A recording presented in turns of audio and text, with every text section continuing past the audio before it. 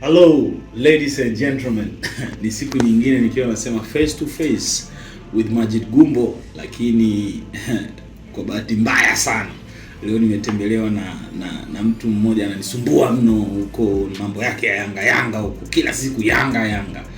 Anyway, niko na Simba na Yanga leo hapa. Sio mwingine ni Mr. Sponsor, anajiita sasa hivi mjini, vitoto vya 2000 vitamuua. Sio mwingine ni Jimmy. Yeah. Ni aje mwana? Fresh kabisa. Uko poa? Tunamshukuru Mungu tuko sawa. Mambo yanakwenda, lakini nadhani natakiwa urekebishe kauli zako za kusema kwamba Yanga sio kitu cha maana. Sio cha maana sana. Natakiwa ubadilishe kauli zako kwa sababu Bwana Speaker, si pengui kauli. haitaki Yanga ndio bingwa wa nchi, Yanga ndio timu iliyopigania uhuru wa nchi. Yanga yani Umeshaanza siasa, siasa. Oya, hujalipo hapa kuongelea mambo ya Yanga. Sasa siwezi kukaa sehemu Yanga naongelewa vibaya tukaelewana. Guys, niko na Jimmy na tunapiga story kama kawaida. Nishasema face to face na mtu fulani utakutana naye. Niko na Jimmy hapa leo, tunapiga naye story. Story ni nyingi, ila leo nitabaki na mada ambayo ni ya muhimu sana. Nimeona hiyo ya muhimu sababu kuna kizazi naona tunaweza tukapotea kidogo. Maadili ni kitu cha msingi, na tusipokiongelea zaidi sisi makaka, wadogo zetu wanaweza wakapotea zaidi kama tunavyoona wanapotea. Anayecheza series moja ambayo mimi naipenda, of course, huwa naangalia, inaitwa Sponsor. Ipo pale kwenye Insta yake, utaangalia kwa mwenyewe utakubali kwamba vitoto vya 2000 sasa hivi vinapelekesha wazee vibaya mno. Jimmy, kwanza Sponsor inasemaje? Sponsor inaendelea vizuri, tunashukuru Mungu. Ni show ambayo tumeianzisha, alafu imekubali kwa ukubwa ambao hata sisi wakati tunaianzisha hatukuwa na vision ile kwamba inaenda kwa kubwa vile. Sasa hivi Sponsor tena sio kwetu. Mashabiki wameichukua kiasi cha kwamba ikifika muda watu wanaanza kudai, muda tayari. Achia. Kwa hiyo tunamshukuru Mungu. Sasa hivi wanatudai tu tuna posti 2 kwa siku. Okay. Na tuongeze muda. Juzi kuna mmoja akatuandikia, hivi mnajua mnatuzoea sana. Yaani ndo nini sasa kutupostia dakika 2? Nataka hiyo. Kwa hiyo tunamshukuru Mungu kwa hilo. Of course. Ni jambo jema. Unajua bana, sanaa ni kupokelewa. Tunapopokelewa na mshukuru Mungu. Sasa niende kwenye mantiki hiyo ya series uliyocheza Sponsor. Watoto wa sasa hivi wengi wanapenda wababa. Kama sio wababa, wanapenda mtu ambaye ana facilitate sana. Lakini huyo mtoto pia ana babake na mamake. Lakini wamefika mbali zaidi, wengine wameshajiwekea na bei. Nilikuwa naongea na Mzee Chilo siku fulani hivi, namuuliza ilikuwaje kwao, anasema mambo yani tunashangaa. Unafikiri tunaandaa wanawake wa kuja kuolewa namna gani? Sababu hawa sasa hivi ambao ndo wana bei zao, wanatarajia kesho wawe wake za watu. Ni ngumu, na kizazi kilichopo kwa sasa hivi yani kina wakati mgumu sana. Kwa sababu mimi hicho pia ndo kilinipush kufanya Sponsor. Kwa sababu sasa hivi ukweli kabisa mimi naweza kusema wanawake wote wanajiuza, sema tu wanapishana location wapi, mazingira ya kujiuzia wapi. Kwa sababu sasa hivi mapenzi, angalia, sijui hivi umeoa? Nimeoa. Ila sio hivyo kwa mbali. Wanasema kwa mbali. Yaani ukimtongoza mdada, ukimuuliza unataka mwanaume wa aina gani? Atakwambia mwenye mapenzi ya kweli, provider, yani anayenijali. Hiyo kujali binafsi sana, yani anajifikiria sana. Kaka, hiyo ukiambiwa kujali, usije ukafikiria ni kupiga simu, sijui ni kumjulia. Kujali maana yake kutoa hela.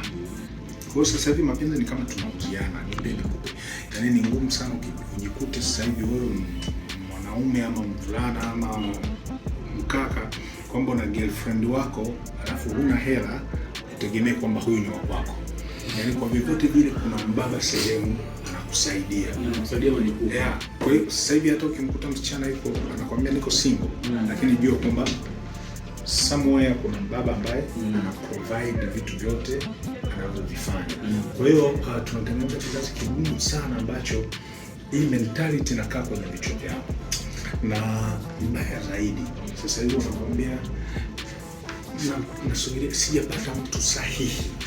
Manake anao lakini hajapata sahihi.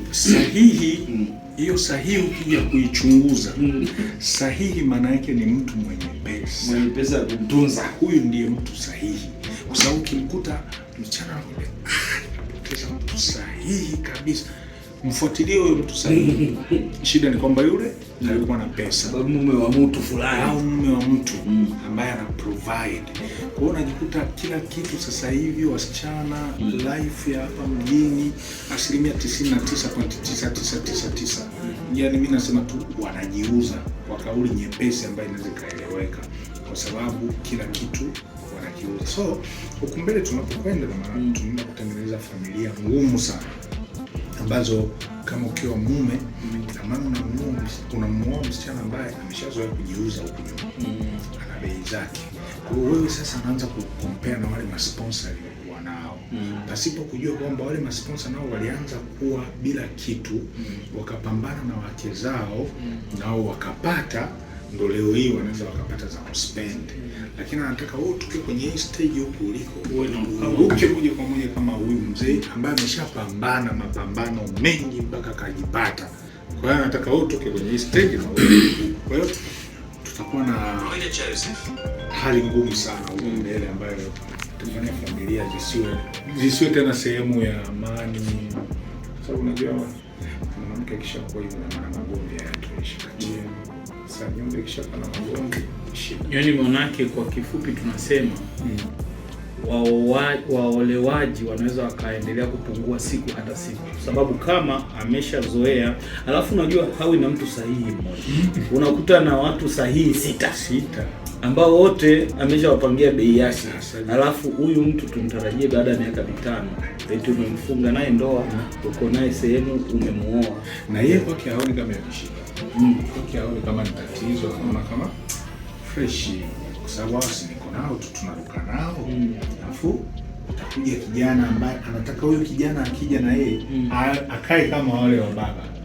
Kwa hiyo ndio maana unakuta pia, angalia mara nyingi sana unakuta wasichana wengi wenye sura nzuri mjini hawaolewi. Ni kwa sababu cost yake. Lakini kuna mwingine ametulia, lakini kuna image ambayo imeshajengwa kwenye vichwa vya vijana. Huyu gharama yake siwezi, au kwa watu watakuwa wanamsaidia. Kumbe labda mtoto wake ametulia, lakini wenzake wameshaharibu. Kwa ni kwamba wenzao wanawake huenda hawa mabinti ambao tunasema wengi wanajiuza, wanaweza wakawa wanapoteza taswira ya wanawake wengi ambao huenda wapo, lakini watu wanaogopa sababu ya mtindo tunaoendelea kabisa, na huo mtindo ndio umeshamiri. Kwa hiyo hawa wachache ambao wako decent, kukutana nao kwanza ni ngumu, na ukikutana naye wewe mwenyewe kwanza unakuwa na mashaka. Hivi kweli? Mpenzi mtazamaji, tulikuwa tunapiga story leo hapa na Jimmy. Amekuja kupiga story na Poaflix pia, na kuna vitu vingi anataka kuvifanya. Si unajua ni mwanaharakati kweli kweli wa hivi vitu vyetu. Sije nikakuweka kwenye harakati za kusaka mahela. Poaflix inakwambia kuna filamu nyingi, na bahati nzuri reels zinaanza very soon. Kuanzia wiki ijayo nitawaambia nini cha kufanya, lakini sitakuacha pia hivi. Tutakwambia kaangalie sasa hivi kuna filamu nyingi sana za Kikorea na za Kichina, za Kihindi na kadhalika. Alafu namaliza kwa kusema kwamba bana, ile sponsor bana, vipi bana? Sponsor nadhani very soon watu waitarajie Poaflix. Imeisha hiyo. Amesemaje? Rudia tena. Very soon watu waitarajie kuanza kuipata kupitia Poaflix. Kwa dakika nyingi sasa kidogo. Tutaangalia tukianza kuweka msukumo watu watakaotupa, ndio utatufanya kwamba okay, tuongeze dakika. Tuandikie maoni yako wewe utakavyopenda kuhusu swala la watu kuwa na bei, watoto wa kike wana bei. Je, nyie msio na hela mtaenda wapi? Na nafikiri ndio maana hivi visa sasa hivi nasikia, nimeona taarifa ya habari, sijui kuna mtu kabaka mbuzi sijui. Sasa mnaenda kusababisha matatizo makubwa kwenye nchi. Yaani mimi kama ana hela anachukua mbuzi anaweka. Jamani, usitufikishe huko. Acheni hiyo tabia. Acheni mara moja. Mpaka wakati mwingine nitakwambia nitakuwa na nani. Chao.